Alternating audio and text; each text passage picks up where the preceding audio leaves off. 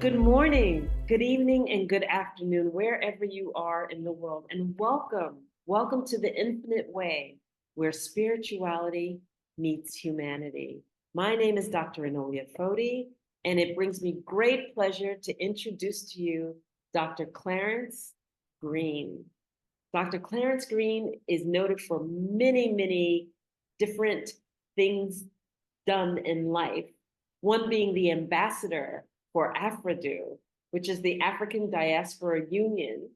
And the other thing is that he is a significant voice on the radio, WCAN, among many other things. But with those two noted things, I would like to welcome Dr. Clarence Greene. Welcome. Thank you very much for having me. I'm elated. I'm excited to be here, to share. Love to share. I am so excited to have you here. So thank you again for being here. And Dr. Clarence Greene, you're coming from Trinidad and Tobago. And with that, in coming from that, you have done so many things within your life.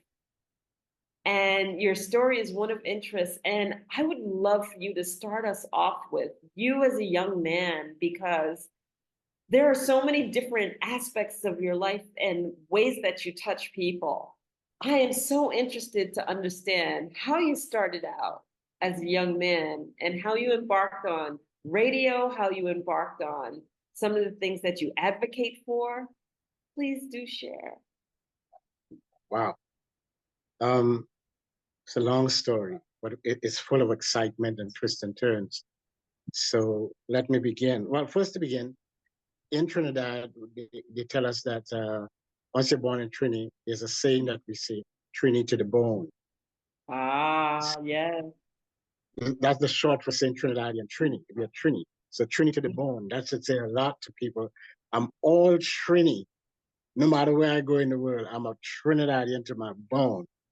It runs through my blood, full of spirit, But West Yeah. Indian, yeah, that West Indian, sometimes serious, very friendly. Sometimes it can be a little over friendly for people, but we love people, and we have carnival, and we have a mix of culture in the country that is just amazing to see so many different cultures blend into one country without all the fuss about who is black and who is Indian and all that. It's an amazing place to be. Has its difficulties and its challenges, but it's wonderful to be a Trinidadian and to live here. It's a small island of just 1.5 million people, and our main thing of our economy is oil. So we are rich in oil. That doesn't mean to say all of us are rich, but Yeah. the country is a very stable country. Our governments are very stable, and yeah, and we have a lot of things like tourism and all that that adds to the flavor of the Trini. Favorite food is a roti, which is the Indian side of what Yes. in the roti, and on the black side you have pilau and kalaloo and dumplings and all that kind of stuff. So that's basically what it is. Now let me get into me a little bit. Very interestingly that you started off with the radio, and I have a story to share with you. When I was growing up, there was an old radio station back in the day. Wasn't as big and brand as radio now. They used to call them Radio Fusion. And it was a little box in the wall in the house, and people would be talking. You would just, have a knob, just like a regular radio, but it had a different shape for the wall, kind of triangular and finish. I can remember that color green. And they would be talking and playing music. And as a little boy, I was always very inquisitive. I had this tremendous imagination. And I used to ask my mom, aren't those people tired talking? She's like, what you talking about? They're always talking, Mom. You put on the radio in the morning, they're talking in the night, they're talking. And I used to think as little people. Hmm. I know little bitty people, like, dollies or something like that. And I would tell Mom, they're probably hungry. We need to feed them. And she would laugh at me because, like, son, no, it is not real people in there. But I said, Mom, no, it's real people. They're hungry. We need to open the radio and give them some food to eat. And I really wanted to. Now that sparked my interest in radio as a young man, 5, 6, 7 years old. Sparked my interest. That's where the radio thing for me began. I never knew how much of an impact it had on me until years after being in radio. Someone said to me, when I told them the same story, they said, "Oh, that what triggered that stuff in you since you were small.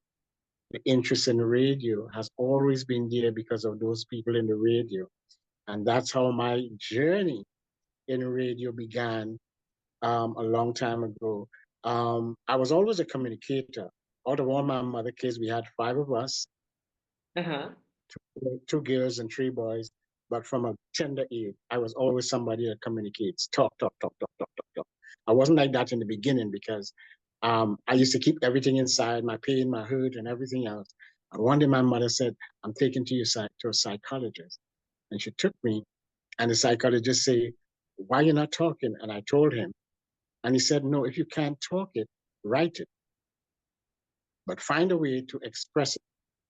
And I started to write it, and then I started to talk it. And then my mother said, "Lord child, you over talking now." Because I started to talk, and she's like, "You talk too much now." So that developed me into being able to express myself as a young man and be very vocal about things. And that has been me from since that time to now. That transpired into when I got older, in church and stuff like that, activities in church as a young man, different departments of the church. They would give us opportunity to lead out in different areas and to do things. And because of that exposure to people and a crowd, you know, reciting a Bible verse or something like that. And my mother had a famous thing she used to say, um, "Make your mother nose swell." I'm like, "What you talking about, mom?" In other words, make me proud. And because you Yeah. have to go and recite the Bible text and whatever it is by heart. And she would be looking at you like, "Don't make a mistake. Don't make a mistake." You could see it in her eye. And that early training, if you want to call it training, and exposure is what exposed me to doing things publicly. I didn't realize what was happening, but it was exposing Ah, and training me for leadership and being able to express myself to people. So when I became a grown man, going in front of an audience was easy for me because it's something I had practiced as a child, uh-huh. nervously so. But eventually, now that I'm older and doing all this stuff, other stuff, crowds excite me. I don't get intimidated with a crowd. I get excited when I see it. It's the energy level of being able to talk to people. It's I think I was well prepared for it. That's So that beautiful. I love that story. And then you also have this special place in your heart because you don't meet too many men who are advocates for women right off the oh, bat. And that is the oh one thing that I noted about you right away is that okay. you are an advocate for women. Well, growing up, unfortunately, within my family, my mother is a wonderful woman, very quiet. My dad was something else on the other side, and I saw some glimpses of abuse as a child towards my mom, and it bothered me as a child, and I was angry at my father and all that. That's a whole other side of the story. But I tell you Yeah. what, those things left such an indelible impression upon me growing up that I think is one of the things that triggered in me the idea of, because I was very protective over my mom. And I think because of that, the idea of seeing women go through stuff and, men taking advantage and abusing them, I think because of what some of the things that I saw growing up, even within the neighborhood, not just with my family, I saw it in different areas. Because one of the things that I said to myself, growing up, looking at my father and the way he dealt with us and my mom, he wasn't the worst of father because he was a good provider in a lot of ways. But some of his ways was really, really, I didn't want to be like him. Right. I didn't carry his name. And I remember my mom said to me, "It's not in the name.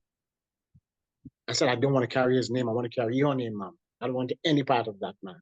And she said, don't worry about that. Just train yourself to be different. Train yourself to have respect for women and all of that. You can have whatever name. It's who you are inside that makes the difference. And if you've seen something in your dad that you don't like, the name is not going to change you. You have to have a different character. And so she started training us as boys. My mom was an amazing role model for me and my brothers. And she started training us. I remember she would take us on time to eat on the table. She would prepare the dinner and have it on the table. And you rush to go and eat as a young man. She was like, no, get up. And when we get up, she's like, your sisters, I have to teach you to take care of your sisters at the table, because when you grow up, you're going to have a wife or a girlfriend. And so we would have to go, and she would show us how to pull the chair back and let your sister Yeah. sit in front, and then you would put it back and she would sit, and then you would go to your seat. And then she started saying, this is how you hold the fork in your hands, the fork in this hand and the knife in this hand, and she would tell you how the fingers need to be and how to cut and all that. So my mother started teaching us from a very tender age to be responsible, to be able to cook and wash and clean. And I remember one day when I was washing some clothes, and I wasn't comfortable washing those particular clothes. And she would say, you're going to have a wife at some point in time, and she may get sick. So don't worry about it. It's just a piece of clothes.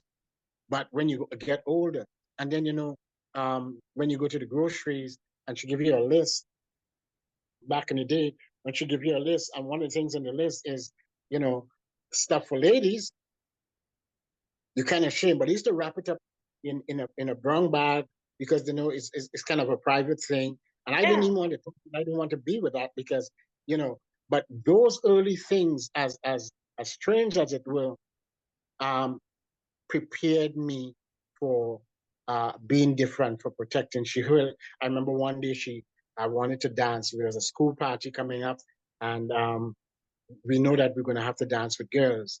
And my mother put Right. on the music at home, and she said, okay, I'm going to teach you. I had no dad, but she said, I'm going to teach you how to dance.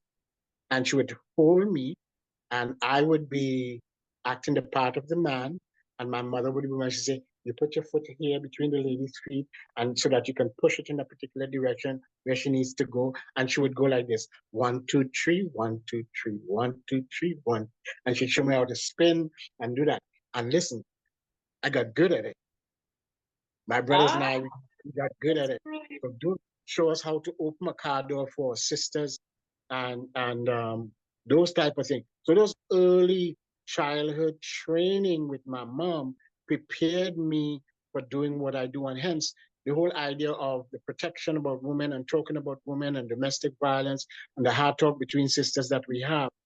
Those were things that naturally come. Today, if I'm going out with anybody, you don't even have to be my girlfriend or my wife or whoever it is. If I'm going out with my sister and I go to the car, I will still open the door for my sister, because it's Yeah. something that has embedded in me early. So chivalry for me it hasn't gone anywhere.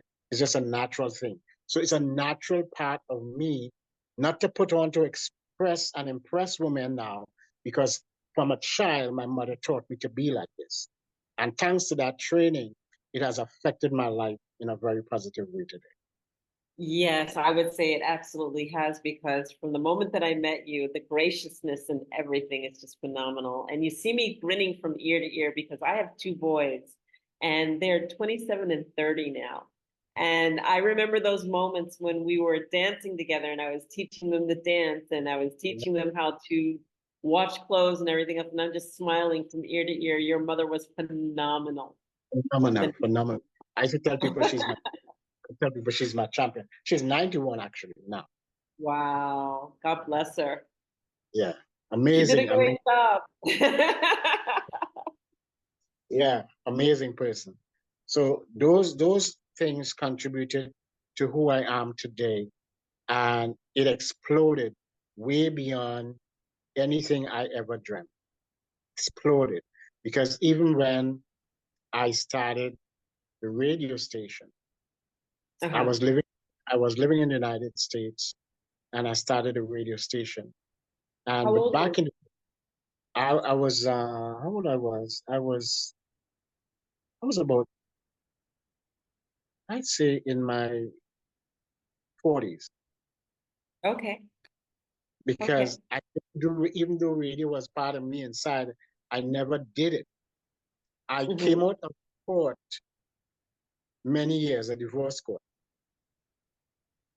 And when I walked in with the spouse I was getting divorced from. Now, to me, it wasn't a big thing, even though I was angry with her for what she did and all that. So I walk in the court and I looking for the first seat that is closest to me to sit. So I Hmm. sat, and so happened she sat next to me. I didn't realize that the court was split. The men was on the right side, and the woman they were getting divorced from was the left. I was the only man on the left sitting with all the women. I didn't notice any of that. So we went through all the areas of, everybody went up with their case and all that. And I was finished with mine. We got the divorce. And when I was walking out of the court, she walked out of the court with me. We divorced, but she's walking on my side out of the court. And somebody ran up to me outside the door and said, "How can you do this?" I said, "What you talking about?" He said, and he made me aware of what I just told you. I was on the wrong side or the side with a woman. And I said, "Well, I didn't notice. I just grabbed the seat." And he said, "I can't even understand why would you do that." I said, "So how did you notice all that? You here for a divorce? Why you all up into my business?" He said, "I'm a journalist. I'm trained to observe stuff like that." And I couldn't help but notice. And I felt I have to talk to you. And he said to me, um, "Aren't you upset?" I said, "I'm upset. I'm devastated that my family life is normal." I said, "But I have a child with this woman. And no matter what I do, I can't send her back.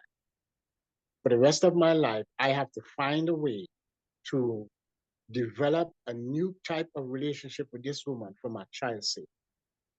I will always be in communication with her, whether I like it or not, because she's the mother of my child. That I can't get rid of." And he asked me, "Would you like to come on the radio and say that?" I said, "Are you kidding me? No way I'm going to come on the court and tell you my business like this. This is public. Like, here's my card. If you ever wanted to do it, come and visit me." And Wow. months later, I walked into his office. And when I walked into his office, he said to me, I said, "I'm ready." And out of that, that's where the true radio station personality came on, because for the first time I was on really live radio, big radio, not the little thing on the box on the wall. And we Yeah. had an amazing show. People were calling in the show because they couldn't understand my perspective. Because my perspective was supposed to be angry and upset with with her and all that kind of stuff. But even up today, she lives a block away from me, and we talk like if we are friends. And I've never found it in my heart, even though what happened hurt me really, really bad. But I've never disrespected. I've never Right. insulted. You Right. know, people still look at me and say, You guys sure you don't want to get married?" And we look at each other and say, "No."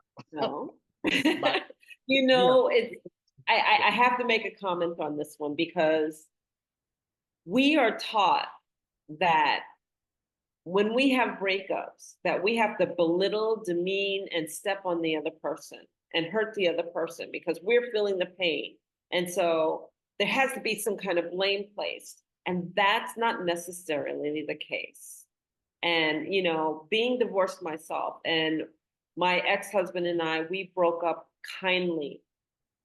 We broke up very, very kindly, speaking, not one bad word passed between us. And people were like, "I don't believe it." And it's just like, yes. And we dealt with getting together for the kids 3 years after that, even though we were divorced, because if that's what they needed, we dealt with that until they could handle it as young adults. And this whole idea that we have to be cruel, we have to be mean, we have to be angry, and we have to show our anger in order to show that we want to separate is really garbage, in the respect that when two consenting adults can be adults and have a conversation and just basically say, I'm ready for my life to part, that this isn't going to work anymore. And then if you can have that conversation and agree on it, because each person deserves happiness. And if the happiness isn't together anymore, it's just not together anymore. It's okay. And even though you are hurt and it's painful, everyone deserves happiness. And so you recognize that you don't have it within each other anymore and you part. But we have this societal idea that I have to toss anger, I have to belittle them, I have to step on them, I have to demean them, I have to make them feel small because you made me feel small because I'm hurting.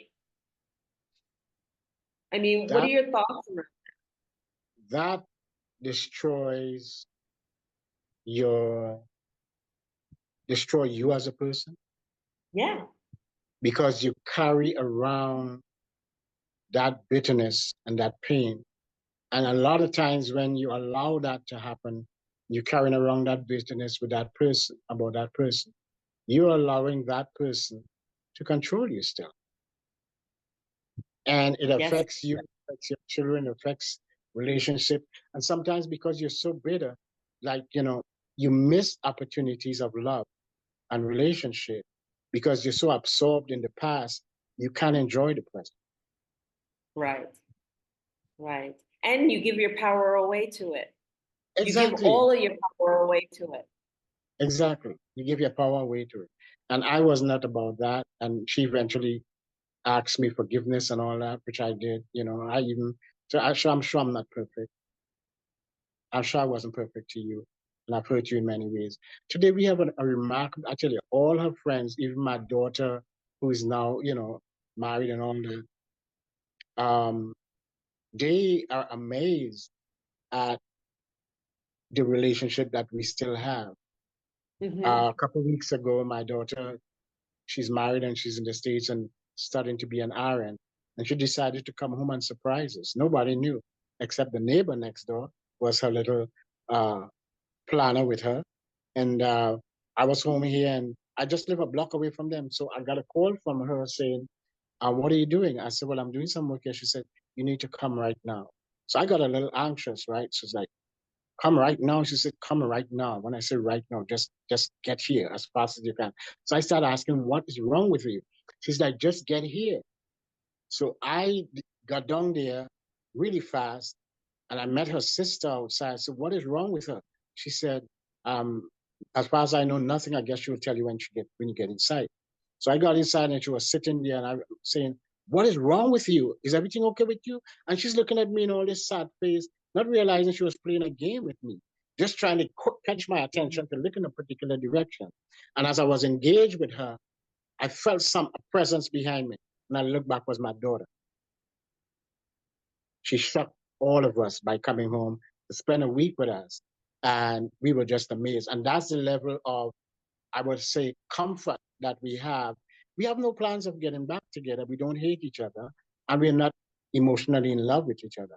But, even though she did what she did, the respect that I have for her as the mother of my child, because even though um, my child, our child she was raised by both of us, but she lived with her mom. She's done a fantastic job. So for Mother's Day and whatever it is, I still honor her because Yeah. the past can't change that. But she's done a fantastic job with my daughter. And what am I to say? Hold on to what? Hold on to what? Right. Yeah. Right. Right. So continue on your journey. Tell us a little bit more, because radio is just a piece or one part, one aspect of the diamond that is you. All right. Before I move on with the radio, you would notice that you said WCAN radio. That's the first radio station that I made. I have 20 of them. All right. So Yeah. the radio station is part of my name. It's actually Yes. part because my name is Clarence. The A in Oh, okay. in the middle is Archibald, and the N is network.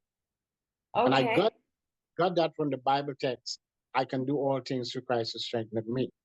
And that happened right around the time when Oprah changed her name from Oprah to Own, O-W-N. And then I said, wait a minute, I could change my name too, because I was following this model, right? That she, and I said, C-A-N. So now I can, W can. Okay. That's those things are positive words that I say to people on the radio, and they don't realize that what I'm saying positive things to you. I'm mentioning my name, I'm mentioning the radio station name because the W stands for world, and like all radio stations has that before them. So we can, you could come up with we can, you could come up with WCAN. There's a part of it that says I can from the Bible text. So I'm quoting all of that positively in you, in mentioning in one thing my radio station. Now they know the secret, what's behind the can. Right. Because when I can, I go straight to the text. I can and you can do all things through Christ. And that's the premise. That's what I built it on. That level of positivity. I'm saying positive things to you, even in mentioning my radio station name. I'm plugging into you all the time. And that motivated me to do more and to do more with the radio stations until I got to 20. I wanted to do 365. I realized I can't, 20 is plenty, and 365 is a whole lot. 365, one per day, one radio station that represents a day of each year. And each station would carry the language of the people that I placed the station in. So if you're in Germany, all you would hear on the station is same program and they will do, but in German. And that was some of the things that I wanted to do with the station. But 20 is plenty. It's a lot of responsibility. And from the radio station, I started getting this is going into the other area. The radio station is what allowed me to begin to speak on the world scene.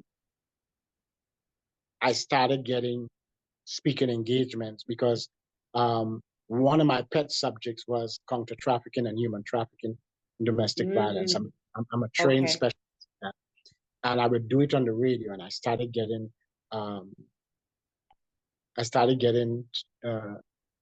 invitations in the United States to visit churches and stuff like that, and different organizations, and teach them. And I've traveled to some countries in the UK.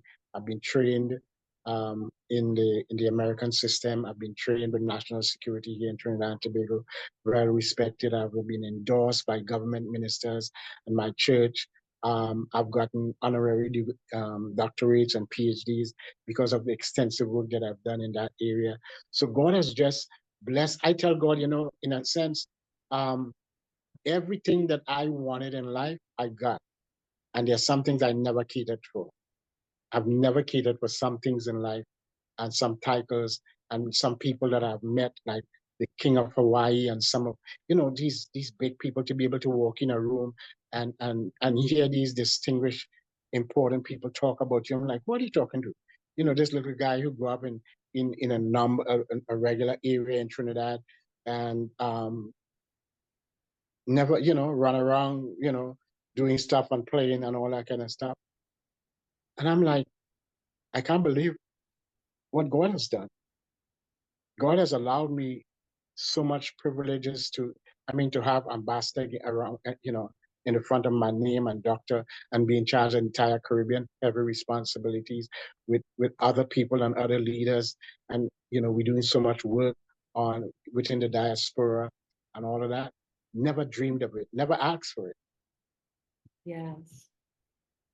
Yes. And your work is phenomenal. I mean, I've had the honor to meet you only, what was it, about a month ago, right? I believe. And it's been a whirlwind. It has been a whirlwind. And it's been phenomenal. I've been a guest on your radio a couple of times. Actually, yeah, 2 times, yeah. 3 times. 3 times. 3 times. And you're heading for the 4th. Yeah, and counting. All right, I'm not even hesitating to say I wouldn't come back because I'd be right there and Right. counting.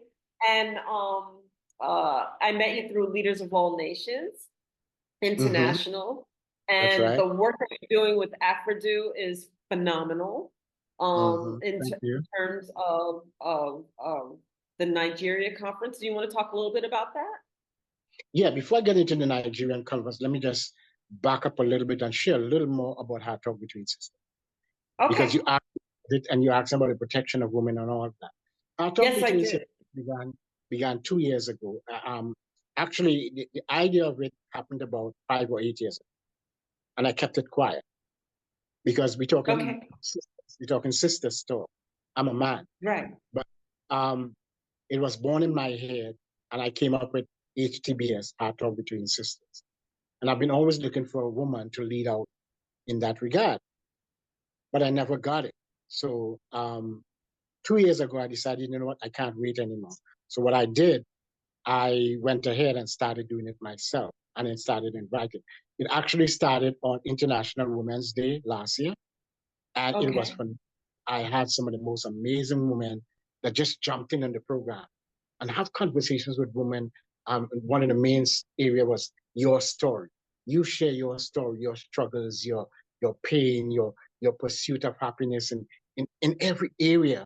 And you share that with women who could align with it in their personal life somehow. It may not be the same story, but they have an aspect of that story in their own relationships, in their pursuit for a job and all that kind of stuff. So that at the end of the day, your story becomes our story. Right. And it Right. helps and motivate people to do better. 1 year later, we went on ahead and we didn't just do the segment, we decided to have a radio station that is called Heart Talk Between Sisters.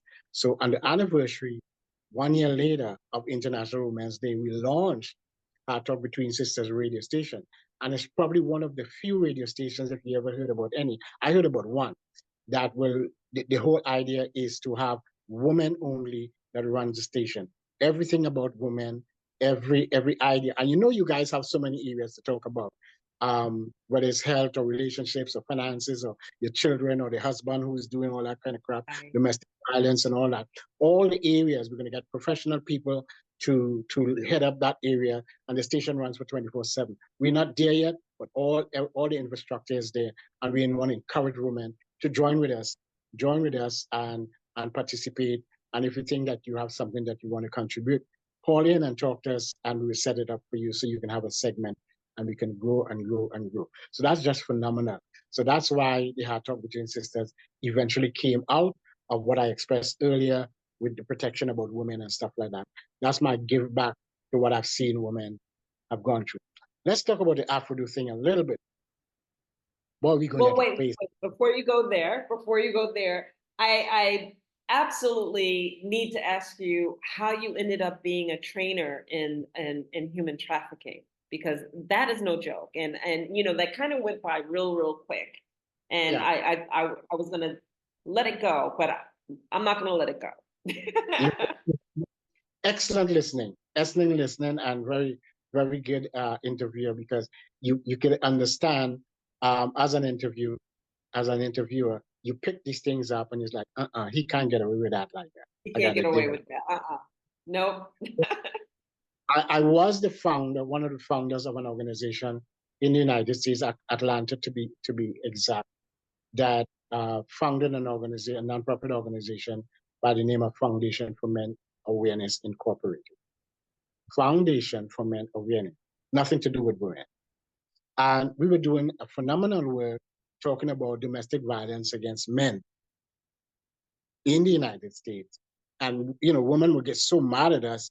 Even in Trinidad, when I started off in 1998, that was my pet topic, because I wanted to hear the other side of the story, because I felt it was existing, that domestic violence against men was something very, very real.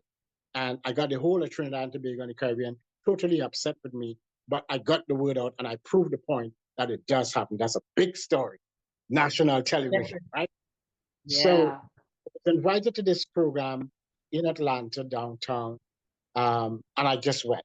Myself and my directors went, and so we sat there There's a bunch of high qualified women talking about women and this and that and about human trafficking. I'm just like, what is this human trafficking thing? So I sat there and I'm listening, and I'm only hearing about women. But they kind of said that in some regards, there are young men who get involved in it.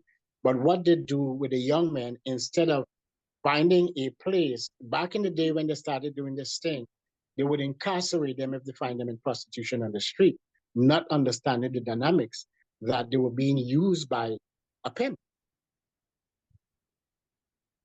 So I got up with my brave self again, accustomed to crowds, as I told you, and I asked Uh-huh. him, and I asked the impertinent question, and all the women, it was a big crowd.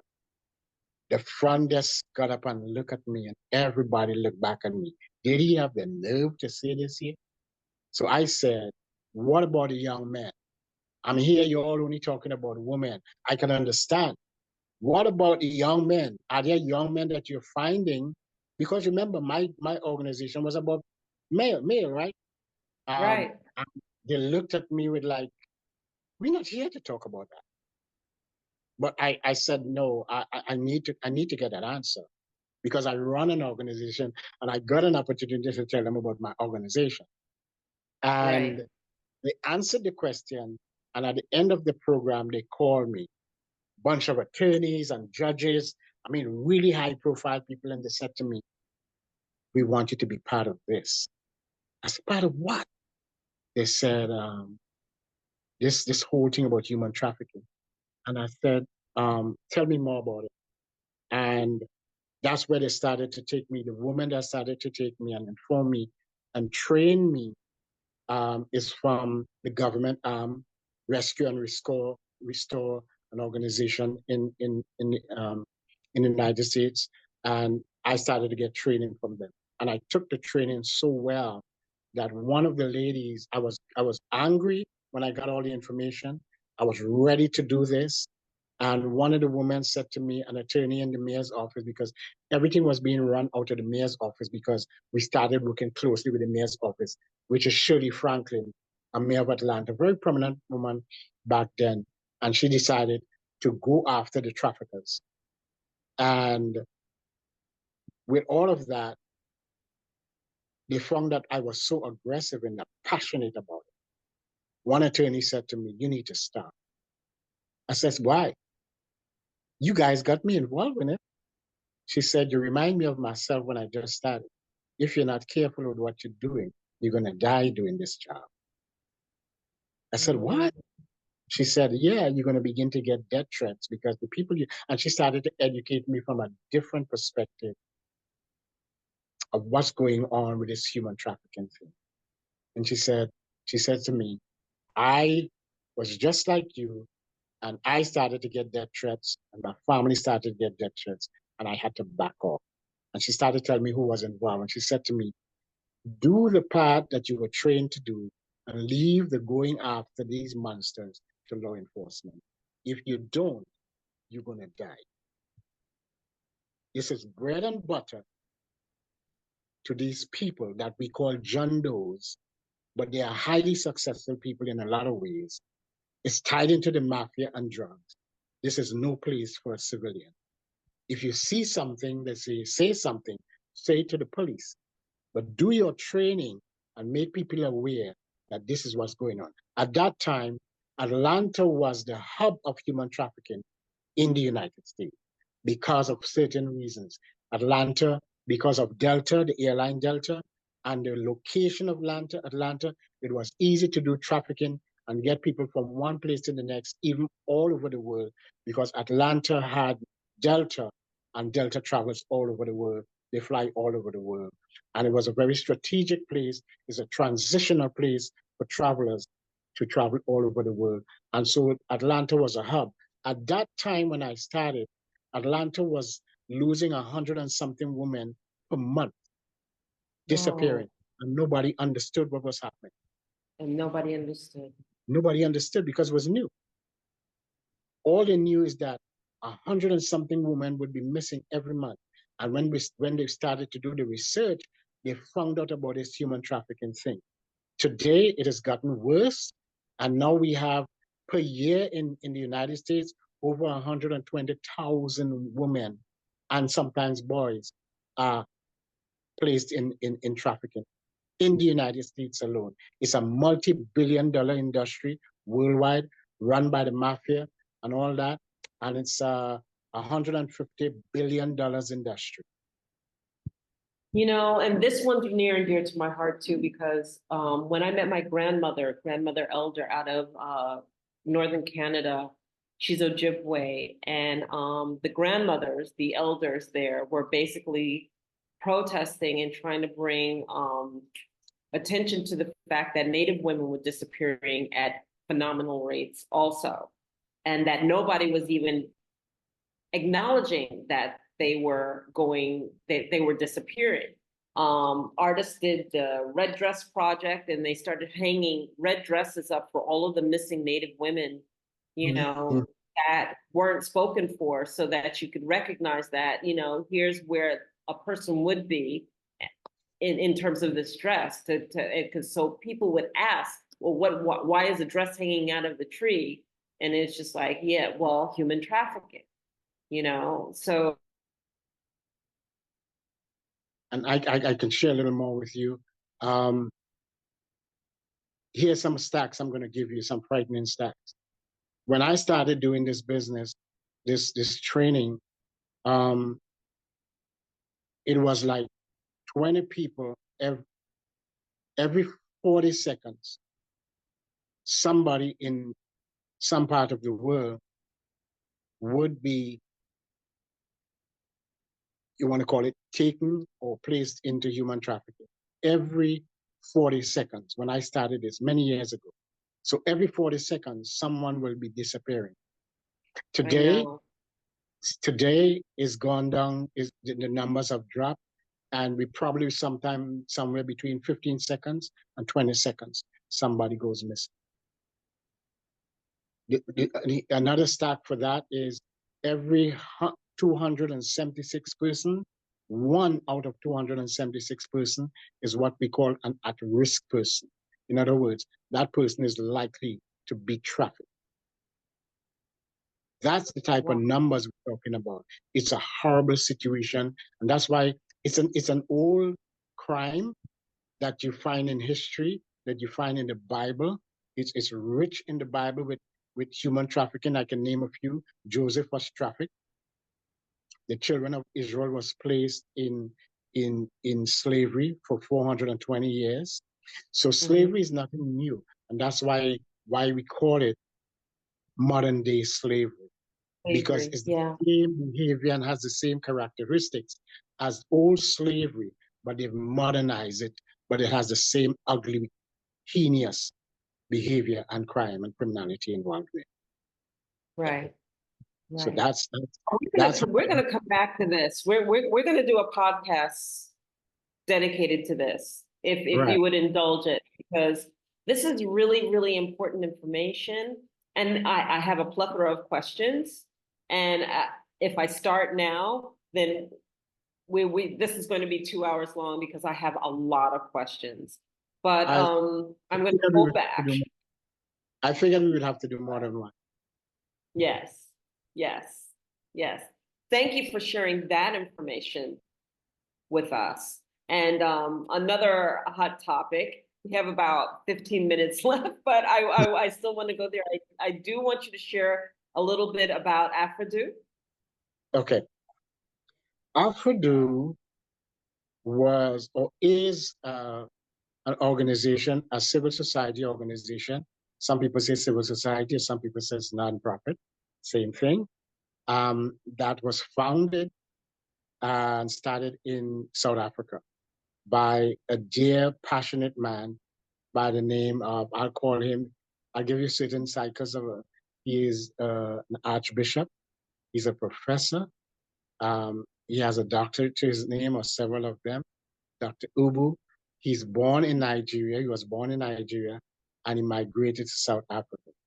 And so his passion is talking about and dealing with the whole idea of the slave trade and African history that has been misconstrued and the story has been told with, with, without saying the whole truth. And so depending on who's telling the story, his story could be a bunch of lies. And that's what happened, or a mixture of lies and truth. And so one of the things he's passionate about is about telling the whole truth about the history of the African slave and going down that road. But more than that, um, it was founded on the premise as well that you would hear this word that is loosely carried out, diaspora. Diaspora is simply a term used for anyone that is of African descent. In other words, I can say black, I can say Negro, because it's called in different places. Just try to identify with people so they could understand what I'm saying. But anybody that is of African descent, like myself or you, that is living outside of the continent of Africa, they call them Right. diaspora. And another thing for Right. that is ties in with another term you will hear, the sixth region. The sixth region is really all the African diaspora people, black people that live outside of the continent of Africa. They term it the sixth region. So whether you live in the United States or Trinidad and Tobago or anywhere that there's black people, it's the same thing. The sixth region or diaspora. That's the term they give for it. So you will notice that the word is Africa Diaspora Union. Okay. Now, there are many Africa Diaspora Union organizations around the world. Ours is unique. It's different because our approach is different. Not only that we teach the history, we're actually doing something about it. Because one of the things you have to understand is that in the transatlantic slave trade, is that people were sold into slavery against their will, beaten up, killed, and you know the whole ugly truth about that from Africa with the help of some African leaders. Right. I'll pause there a little bit. That was never told in the history books at school. And Well, it was I'm sitting here in Angola, so with Queen Reina Ginga and the whole civil war and how tribe was fighting tribe, and then some tribes were paid to go get slaves.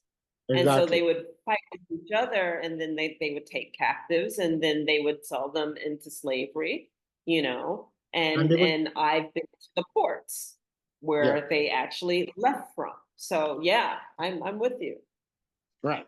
So what has happened is that we are descendants of those people that died away from their country. Now, as a descendant, let's use myself as the example. I was born in Trinidad, and growing up, I never considered myself an African. I'm a Trinidadian. Some people would say I'm an African American. Some people would say I'm a Grenadian or I'm Jamaican. But the truth about it is, where we came from, where we originally came from, is the continent of Africa. We were born here because our forefathers and our ancestors, were living here, and even during the slave trade and all that, children were born. Some were born to the slave masters, some were born with black people, but here we are, many, many, many decades. You have a bunch of black people all over the world, and here we are. So what is going on is that there's a cry within the continent of Africa and a cry in some parts of Africa that people want to return or want to know their roots.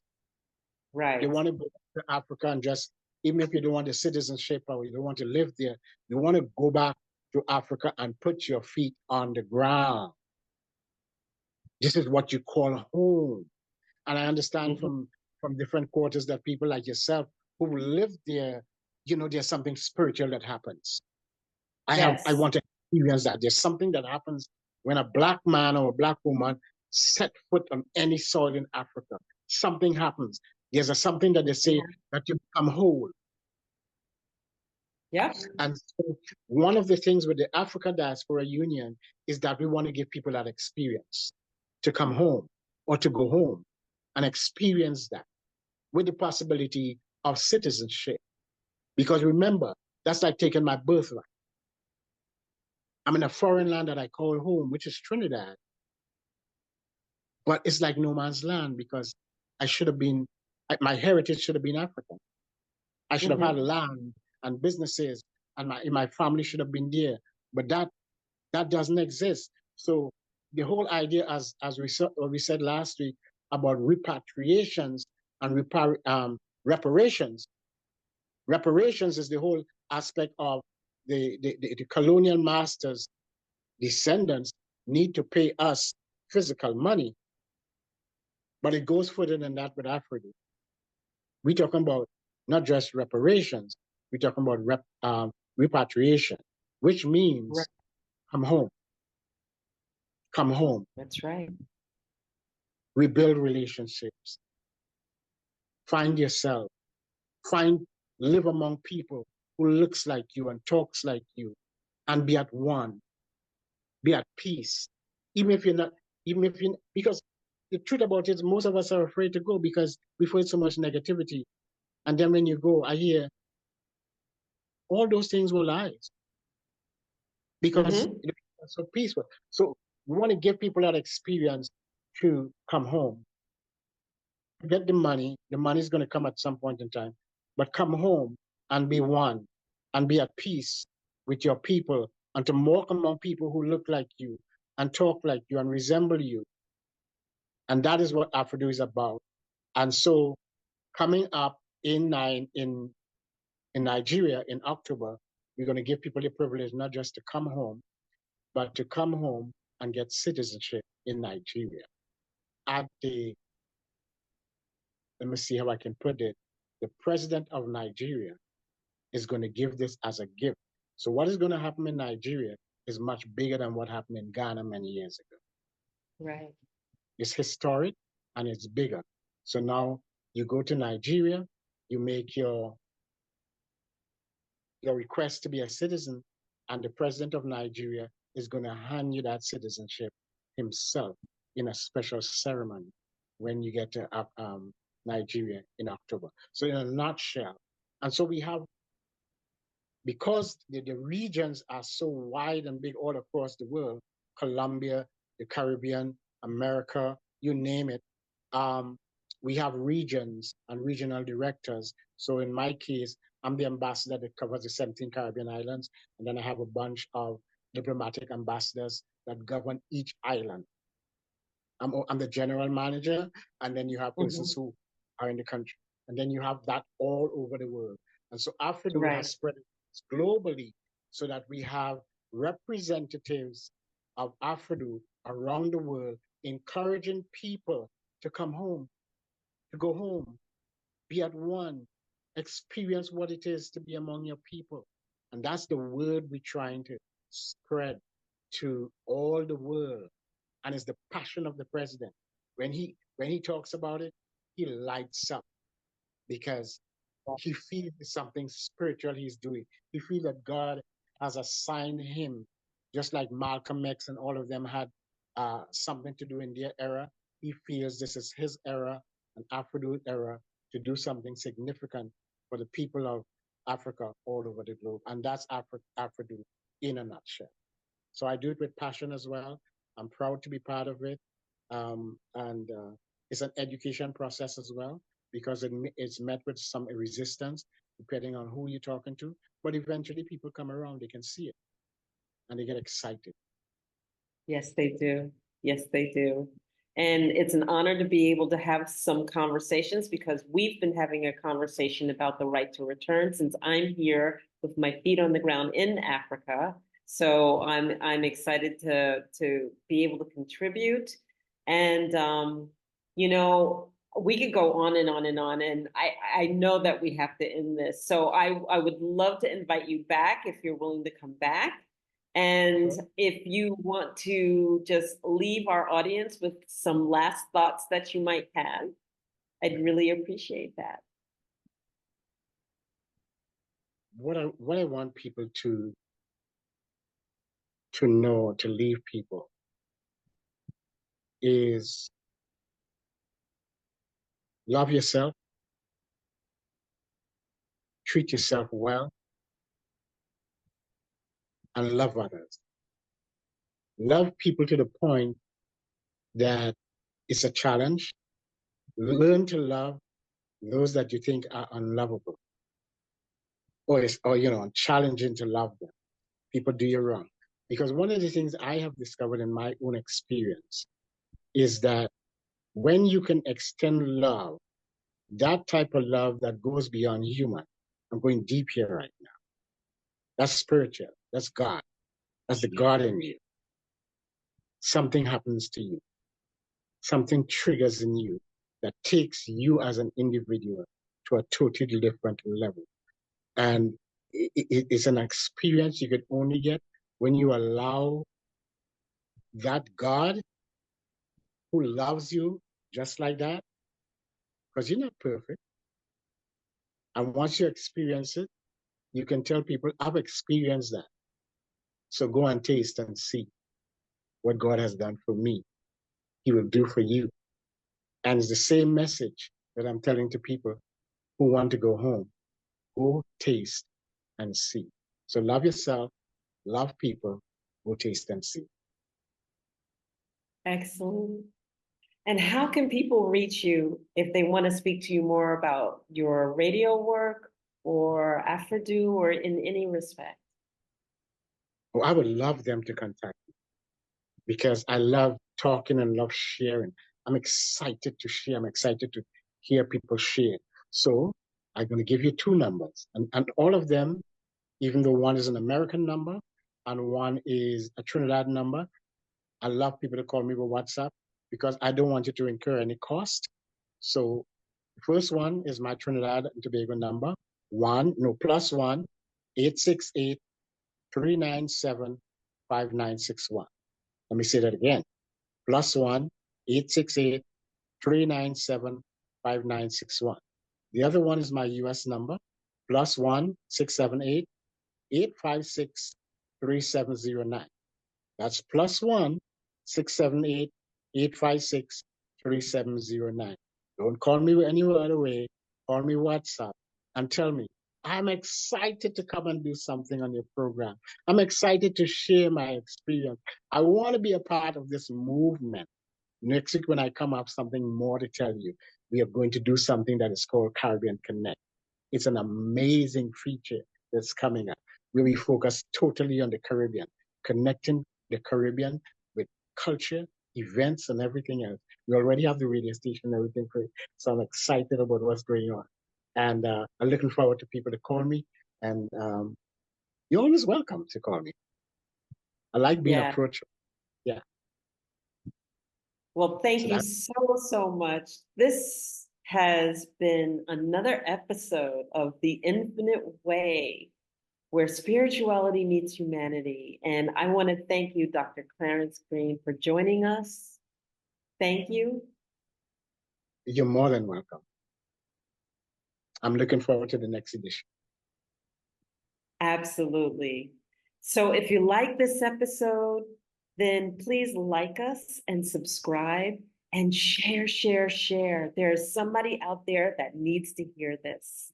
So please do share. And I want to again thank our guest, Dr. Clarence Greene, and we will see you on the next episode. Thank you and have a beautiful and blessed day. Bye-bye. Thank you.